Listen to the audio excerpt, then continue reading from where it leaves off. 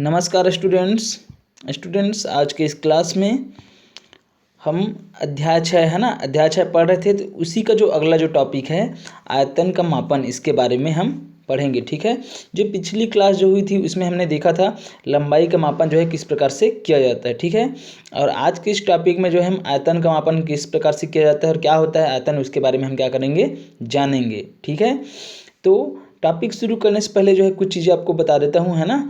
बहुत दिनों से जो है आप लोगों की जो है विज्ञान की क्लास जो है नहीं हो पाई थी, क्योंकि जो है कक्षा 9वीं और कक्षा 10वीं है ना, जो कक्षा 9वीं और कक्षा 10वीं वाले जो आपके भैया दीदी लोग हैं उन लोगों का जो है प्रैक्टिकल चल रहा था, है ना। और प्रैक्टिकल मैं ही कराता हूँ, इसी कारण से जो है क्या हो रहा था, हम लोग का जो है जो वीडियो जो है नहीं बन पा रहा था। ठीक है, क्योंकि उनको जो है अलग अलग जो है दोनों क्लास को जो है अलग अलग समूहों में जो है विभाजित करके जो है अलग अलग दिन बुलाना पड़ रहा था, है ना। इस कारण से जो है एक थोड़ा सा ज़्यादा समय लगा, इस कारण से आप लोगों का जो है वीडियो जो है नहीं बन पाया था। ठीक है, तो अब जो है प्रैक्टिकल समाप्त हो चुका है, तो ठीक है हम पढ़ना शुरू करेंगे, है ना। तो चलिए पढ़ना शुरू करते हैं। आयतन का मापन, किस प्रकार से जो है हम आयतन का मापन करेंगे और आयतन दरअसल होता क्या है। ठीक है ना, तो देखिए कोई भी वस्तु जो है ना, तो अगर किसी वस्तु की यदि हम देखते हैं, जैसा कि हम देखते हैं, एक मान लीजिए एक जो है पेटी को ले लेते हैं। एक जो पेटी जो रहता है ना आपके घर में जो है, जिसको संदूक बोलते हैं ना, एक पेटी को ले लेते हैं। तो इस पेटी में देखिए, इसमें जो है ये जो है इसकी लंबाई है क्या है, यहाँ से यहाँ तक जो है इसकी जो है क्या है, यहाँ पर लंबाई है, क्या है, लंबाई है। ठीक है, लंबाई के अलावा जो है इसमें क्या है, ये जो है लंबाई भी है और इसमें चौड़ाई भी होती है और क्या होती है, ऊंचाई भी होती है। ठीक है, इसको जो हम इस प्रकार समझ सकते हैं, जैसे कि ये है, जैसा कि ये चित्र मैं बना रहा हूँ, आपको दिखाई दे रहा होगा, है ना। तो इसमें आप देखेंगे कि ये जो वस्तु जो है, इसमें आप देखेंगे तो इसमें आपको जो है दिखाई देगा, लंबाई भी दिखाई देगा, चौड़ाई भी दिखाई देगा और ऊंचाई भी क्या होगा, दिखाई देगा। ठीक है ना, तो इस प्रकार की जो भी चीज़ें रहती है, जिसमें लंबाई भी होती है, चौड़ाई भी होती है, ऊंचाई भी होती है, ठीक है ना, या फिर मोटाई भी होती है, तो ये जो वस्तुएं होती है वो जो है एक निश्चित स्थान क्या करती है, घेरती है। क्या करती है, एक निश्चित स्थान घेरती है। ठीक है, तो एक निश्चित स्थान घेरती है। तो इस प्रकार से यदि हम देखें तो कोई वस्तु जो है जितना स्थान क्या करती है, घेरती है, उसे ही उसका क्या बोलते हैं, आयतन, उसे ही उसका आयतन बोलते हैं। क्या बोलते हैं, आयतन, मतलब वो जो है आयतन कहलाता है। कि कोई भी वस्तु जो है कितना स्थान घेरती है, तो जितना स्थान कोई भी वस्तु घेरती है वही उसका क्या कहलाता है, उसका आयतन कहलाता है। क्या कहलाता है, आयतन। ठीक है ना, जैसे कि मान लीजिए, जैसा कि यहाँ पर जैसे कि किसी का जो है कोई एक रूम है, आपके घर में जो है रूम होगा, तो रूम जो है जितना स्थान क्या करता है, घेरता है। तो केवल लंबाई चौड़ाई की ही बात नहीं करते हैं यहाँ पर, है ना, यहाँ पर ऊंचाई भी होगा, है ना। तो आपका जो है जैसे कि रूम है, तो रूम के नीचे में क्या होगा, यहाँ पर इस प्रकार से चित्र के माध्यम से समझिए। ये जो है मान लीजिए ये क्या है, आपके रूम का जो है तल है। ठीक है ना, तो तल है, तो यहाँ पर जो है आपका जो है क्या होगा, दीवार होगा। इस प्रकार से दीवार होगा ना, ये ऐसा होगा, है ना। तो यहाँ पर आप देखेंगे तो यहाँ पर जो है दीवार भी होगा इस प्रकार से, ऐसा। और दीवार होने के पश्चात जो है यहाँ पर छत होगा ऊपर में। ठीक है ना, तो यदि हम रूम की बात करें, है ना, एक रूम की बात करते हैं, तो रूम जो है कितना स्थान घेरती है, तो यहाँ पर देखिए ये जो इसका सबसे जो बाहरी भाग जो है ना, ये दीवार जो है चारों साइड जो है क्या है, दीवार है। छत, तली से लेकर के जो छत रहता है वहाँ तक जो है ना, तो इसके अंदर में जो है जितना भी स्थान जो है इसमें क्या हुआ रहता है, घिरा हुआ रहता है। मतलब जो है रूम जो है जितना स्थान क्या करती है, घेरती है, तो वही उस रूम का क्या कहलाएगा, आयतन कहलाएगा। क्या कहलाएगा, आयतन कहलाएगा। ठीक है ना, तो इस प्रकार से यदि हम देखें, तो ये तो उदाहरण था। ठीक है, इस प्रकार से यदि हम देखें कि कोई भी वस्तु जो है जितना स्थान क्या करती है, घेरती है, वही उसका क्या कहलाता है, आयतन कहलाता है। ठीक है, इसको एक उदाहरण के माध्यम से समझ सकते हैं। जैसे कि मान लीजिए एक गिलास है, क्या है, एक गिलास है। इस गिलास में भर दीजिए आप पूरा पूरा पानी भर दीजिए, इसमें जो है इसमें पानी भर करके पूरा जो है पूरा फुल पानी भर दीजिए, किसमें, गिलास में। अब इस गिलास में जो है पूरा पानी भर दिए। अब भरने के पश्चात जो है इसको पूरा फुल पानी भर दिए इस गिलास में। ठीक है ना, तो इसमें जितना पानी आएगा ना, जितना पानी आएगा वही क्या है, इसका आयतन है। क्या है, आयतन है, किसका, इस गिलास का। समझ में आया। तो इस प्रकार से यदि हम देखें तो कोई भी वस्तु जितना स्थान घेरती है वही उसका क्या कहलाता है, आयतन कहलाता है। क्या कहलाता है? आयतन कहलाता है। समझ में आया? क्या कहलाता है? आयतन। और आयतन का एसआई मात्रक जो होता है वो होता है, एसआई मात्रक जो होता है वो होता है घन मीटर। क्या होता है? घन मीटर। अब यहाँ पर मात्रक का क्या मतलब है आप जानते होंगे, है ना। एसआई मात्रक मतलब, मात्रक कहने का मतलब है कि किसी भी चीज़ को यदि हमको मापना रहता है तो हमको मात्रक की आवश्यकता पड़ती है ना। जैसे कि क्या, कहाँ चले गए? दुकान में चले गए, तो दुकान में आपको शक्कर खरीदना है। क्या खरीदना है? शक्कर खरीदना है। तो आपको कुछ ना कुछ तो बताना पड़ेगा ना कि जो है शक्कर आपको कितनी मात्रा में चाहिए, है ना। कि आपको 1 किलोग्राम चाहिए या फिर 2 किलोग्राम चाहिए या फिर पूरा जो है आपको जो है 1 क्विंटल चाहिए, कितना चाहिए आप बताओगे तभी दुकान वाला क्या करेगा, आपको जो है शक्कर देगा उतना ही। समझ में आ रहा है ना। तो हम शक्कर को किससे मापते हैं? किलोग्राम से मापते हैं। मतलब वो शक्कर जो है वजन में लेते हैं ना, तो किलोग्राम से मापते हैं। तो ये किलोग्राम क्या है? यहाँ पर मात्रक है। तो ठीक इसी प्रकार से जो है, जो आयतन जो होता है उसका मात्रक क्या होता है? घन मीटर। हम जो है इसको जो है आयतन को जो है इसका मात्रक क्या है? घन मीटर। हम घन मीटर से ही क्या करते हैं? आयतन जो है उसको क्या करते हैं? घन मीटर की सहायता से जो है क्या करते हैं? मापते हैं। समझ में आया? इसका मात्रक ही क्या है? घन मीटर, आयतन का। समझ में आया? अब हम जो है यहाँ पर देखेंगे कि द्रवों का आयतन जो है किस प्रकार से जो है मापा जाता है। तो देखिए, द्रव मतलब जितने भी जो तरल पदार्थ हैं ना, वो सब क्या हैं? द्रव हैं। जैसे कि पानी है, दूध है, तेल है, डीजल है, पेट्रोल है, मिट्टी का तेल है। तो इन सब, ये जितने भी जो है क्या हैं? द्रव हैं, है ना। इनका माप जो है इनका माप जो है आयतन के द्वारा ही किया जाता है। समझ में आया? तो यहाँ पर हम देखेंगे कि जो द्रव जो होते हैं उनको जो है, उनका जो आयतन जो होता है उसको लीटर में मापा जाता है। किस में मापा जाता है? लीटर में। ठीक है ना, लीटर में मापते हैं। और लीटर का जो है छोटा और जो इकाई देखें तो लीटर जो है, लीटर का जो अपवर्तक जो होता है ना, मिलीलीटर होता है। क्या होता है? मिलीलीटर। ठीक है ना। तो देखिए 1 लीटर बराबर कितना होता है? 1 लीटर बराबर होता है, 1 लीटर बराबर जो है 1000 मिलीलीटर। कितना होता है? 1000 मिलीलीटर, है ना। 1 लीटर बराबर 1000 मिलीलीटर होता है। मतलब 1 लीटर में 1000 मिलीलीटर होता है। ठीक है, मतलब 1 लीटर जो है 1000 मिलीलीटर के बराबर होता है। ठीक है। और 1 मिलीमीटर जो है 1 सेंटीमीटर क्यूब के बराबर होता है। समझ में आया? तो यहाँ पर हम देखेंगे कि जितने भी जो द्रव जो हैं, है ना, उनका आयतन जो है किस प्रकार से ज्ञात किया जाता है, उसको किस प्रकार से मापा जाता है। ठीक है। तो उसके लिए जो है यहाँ पर देखिए अलग अलग जो है उपकरणों का जो है अलग अलग जो है बर्तन के रूप में जो है उपकरण आते हैं, है ना, जिनका उपयोग जो है द्रवों का आयतन जो है ज्ञात करने के लिए किया जाता है। देखिए यहाँ पर 500 मिलीलीटर का अलग बर्तन है, 5 ml का अलग है, है ना। तो इनकी सहायता से जो, जैसे कि कोई दूध बेचने वाला है तो दूध किस प्रकार से देता है, इसी प्रकार से जो है आयतन माप करके देता है। 500 ml का है और 1 लीटर आपको दूध लेना है, तो 2 बार ये वाला जो बर्तन है इससे 2 बार जो है फूल जो है इसमें से भर भर करके जो है 2 बार क्या करेगा? दूध देगा। ठीक है। आपको 5 ml जो है, ये 5 ml का बर्तन है। ठीक है। तो इसमें यदि दूध देना है, मिट्टी तेल देना है, पेट्रोल डीजल कुछ भी देना है, जितनी भी जो चीज़ें अभी हम देखे हैं ऊपर में, है ना, जो द्रव देखे हैं, तो उनको जो है इन उपकरणों की सहायता से क्या करते हैं? देते हैं। तो ये तो हो गया बर्तन जो है ना, जो एक निश्चित जो है आयतन का होता है, इससे हम मापते हैं।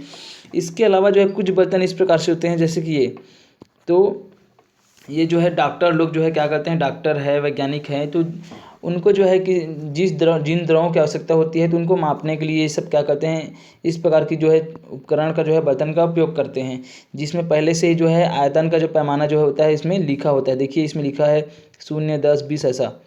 ठीक है, समझ में आया? तो जितना जो है उनको क्या रहता है, मतलब जितना मिलीमीटर या फिर जितना लीटर जो है द्रवों की आवश्यकता होती है उतना ही इसमें क्या कर देते हैं? इसमें जो है डाल देते हैं और पैमाना की सहायता से क्या कर लेते हैं? माप लेते हैं कि कितना आयतन उनको चाहिए। ठीक है।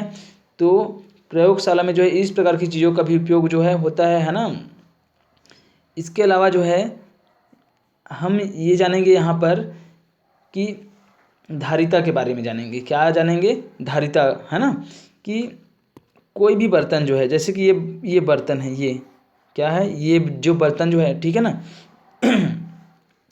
तो इस बर्तन को यदि हम देखेंगे तो इस बर्तन को पूरी तरीके से जो है भरने के लिए जो है जितने द्रवों की क्या होगी, है ना, द्रवों के जितने आयतन की आवश्यकता होगी, है ना, तो जितने आयतन द्रवों के जितने आयतन की आवश्यकता होगी इस बर्तन को जो है पूरा भरने के लिए, तो वही क्या होगी, इस बर्तन की जो है धारिता होगी। क्या होगी, धारिता।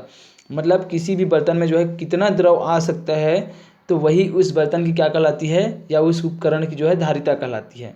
ठीक है, समझ में आया। तो धारिता जो है दरअसल किसी भी बर्तन का जो है ना, आंतरिक जो आयतन होता है ना, वही उसकी क्या है, धारिता है। मतलब उतना ही आएगा ना, जिसका इनका जो है आंतरिक आयतन होगा उतना इसमें जो है कोई भी द्रव आएगा, और वही क्या होगी, इस बर्तन की जो है धारिता होगी। समझ में आया।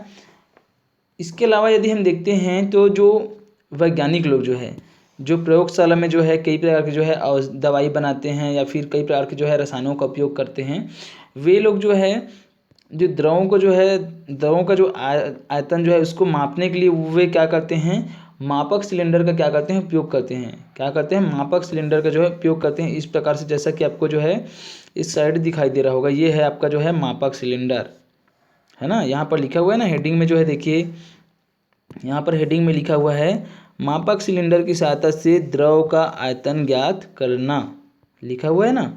तो यहाँ पर देखिए ये जो है आपका मापक सिलेंडर है। क्या है, मापक सिलेंडर। ये जो दिख रहा है ना चित्र में, चित्र और चित्र ब, ये है क्या है, मापक सिलेंडर। तो मापक सिलेंडर में हम क्या करते हैं, हमको जितना ml चाहिए, है ना, जितना मिलीलीटर जो है हमको जो है द्रव चाहिए, या फिर जो है जितना लीटर हमको जो है द्रव चाहिए, तो उसको जो है हम क्या करते हैं, इसमें जो है डाल देते हैं। और डालने के पश्चात हम क्या करते हैं, इसमें जो है पैमाना लिखा होता है, कितने कहाँ से कहाँ तक जो है कितना आयतन है, इसमें पैमाना लिखा होता है। उसकी सहायता से हम क्या कर लेते हैं, पाठ्यांक जो लिखा होता है उसको हम जो है नोट कर लेते हैं, और उसकी सहायता से हम क्या करते हैं, हम जो है जितना हमको फिक्स जो है जितने आयतन का जो है हमको जो है द्रव चाहिए रहता है, द्रव का जितना आयतन चाहिए रहता है उतना हम जो है मापक सिलेंडर की सहायता से माप करके क्या कर लेते हैं, अलग अलग से जो है हम ले लेते हैं। ठीक है, तो इस मापक सिलेंडर में जो है हमको सावधानी क्या रखनी चाहिए कि जब हमको जो है जब हम इससे मापते हैं तो इसमें हमको सावधानी रखना चाहिए कि जो हमारी जो आँख जो है एकदम जो है पाठ्यांक जो है एकदम सीध में रहे, है ना। ऐसा तिरछा नहीं देखना है। मतलब जो है जैसे कि ये जो है ये द्रव जो है यहाँ पर है, द्रव का तल जो है, और हम जो है इस साइड से ऐसा देख रहे हैं, हमारी आँख जो है इस साइड है, ऐसा तिरछा नहीं, बल्कि उसके सीधे से ही देखना चाहिए। क्यों देखना चाहिए, क्योंकि जो पानी जो रहता है उसका द्रव उसका तल जो है इस प्रकार से ऐसा रहता है, थोड़ा धंसा हुआ। और जैसे पारा जो है उसका द्रव उसका जो पारा जो रहता है ना, पारा जो द्रव है वो क्या होता है, उसकी तली जो है ऐसा थोड़ा सा उभरी हुई होती है। तो इस कारण से यदि हम तिरछा देखते हैं तो पाठ्यांक जो है गलत आ सकता है ना। समझ में आया। तो हम जितना आयतन लेना चाहते हैं किसी भी द्रव का, वो उसमें जो है क्या हो सकती है, टूटी हो सकती है। ठीक है, इसी कारण से हमको जो है ऐसा सीधा देखना चाहिए, जैसा कि आपके जो है चित्र में दिखाया गया है। ओके, तो ये क्या था, अभी तक हमने जान लिया कि जो आयतन का मापन जो है किस प्रकार से किया जाता है। ठीक है, अब इसके बाद जो है हम जानेंगे यहाँ पर, जैसे देखिए यदि मान लीजिए, है ना, यहाँ पर देखिए यदि हम किसी भी कोई यहाँ पर जो है चित्र दिखाई दे रहा होगा, ये आपको लीटर और ये जो है घन सेंटीमीटर में जो है संबंध आपको दिखाई दे रहा होगा। तो 1 लीटर, है ना, यदि हम 1 लीटर के बर्तन का यदि हम आयतन ज्ञात करते हैं तो 1 लीटर का जो बर्तन का जो आयतन होता है वो जो है 10 सेंटीमीटर, है ना।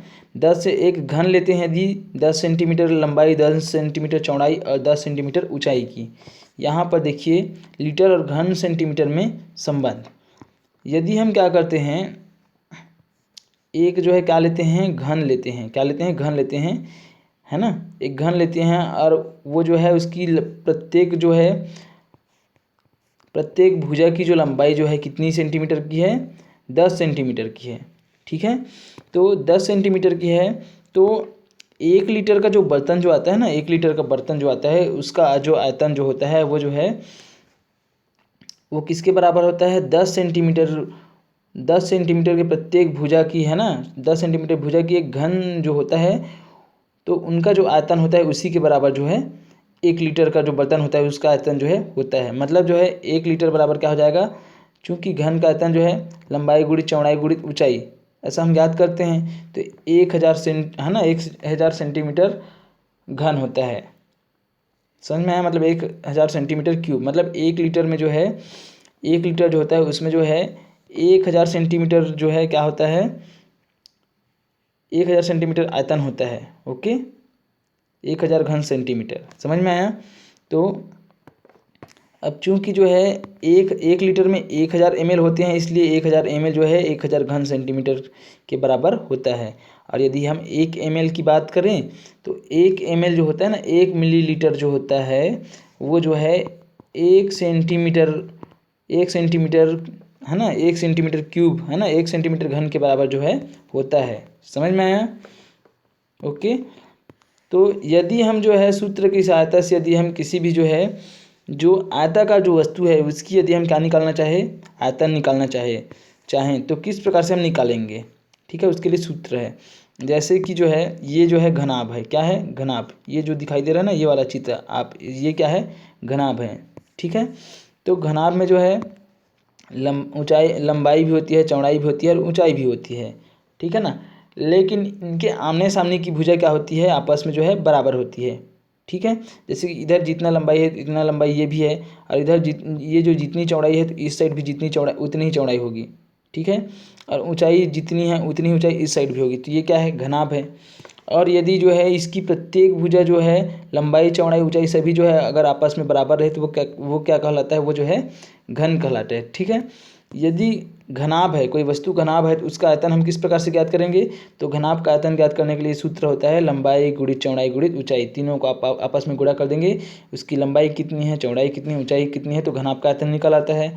और यदि इसी प्रकार से जो है यदि घन हो, मतलब घनाभ की लंबाई चौड़ाई ऊंचाई को सबको जो है हम बराबर कर दें, तो जो उस प्रकार से जो है एक आकृति बनती है उसको हम क्या बोलते हैं, घन। मतलब घन में जो है ये जो है आपका घन है, कौन सा घन है, ये जो चित्र जो दिख रहा है ना ये घन है, क्योंकि इसकी लंबाई है, चौड़ाई है, ऊंचाई है, सब क्या है, बराबर है, ठीक है, 1-1 सेंटीमीटर का हम मान के चलते हैं। तो यदि किसी भी जो है कोई एक आकार है ना, एक जो है आकृति है जिसकी लंबाई चौड़ाई ऊंचाई सभी क्या हो, है ना, सभी जो है आपस में बराबर हो, तो इस प्रकार का जो आकृति होती है उसको हम क्या बोलते हैं, घन बोलते हैं। तो घन का आयतन क्या होता है, इसका सूत्र है लंबाई गुणित चौड़ाई, लंबाई गुणित चौड़ाई गुणित ऊंचाई होता है, लेकिन सभी तो बराबर हैं, इस कारण से लंबाई गुणित लंबाई, तो ये हो जाएगा क्या, लंबाई का क्यूब, ठीक है ना। समझ में आया?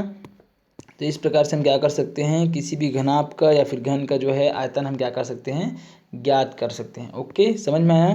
तो इस प्रकार से हमने जान लिया कि जो है आयतन का मापन किस प्रकार से किया जाता है, ठीक है। तो आज के लिए बस इतना ही, अब जब नेक्स्ट क्लास होगी तब हम आगे पढ़ेंगे। जय हिंद, जय भारत, जय छत्तीसगढ़।